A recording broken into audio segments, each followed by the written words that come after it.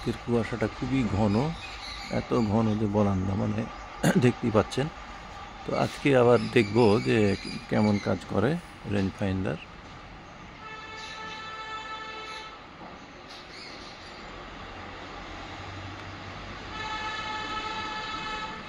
পাঁচ ইয়ার্ড দেখাচ্ছে, যদি ওটা হওয়ার উচিত 15 ইয়ার্ড। সবই 5 দেখাচ্ছে। খালি চোখে আমরা যা দেখতে পাই তাই যে ধরতে পারছে তা না, কিন্তু এগুলো যেমন আমরা ক্যামেরায় বা খালি চোখে দেখতে পাচ্ছি গাছটাকে, সবকে 5 বলছে। এইখানে এই যে দেখেন, এই যে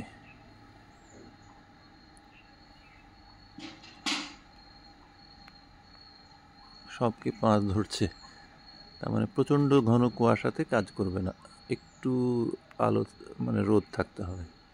আজকের কুয়াশাটা অনেক ঘন, সেই জন্যে আবার টেস্টে এসেছি। এবং টেস্ট এটা হলে কোনো রেঞ্জ ফাইন্ডারের পক্ষে সম্ভব না এত ঘন কুয়াশাকে রিড করতে পারা।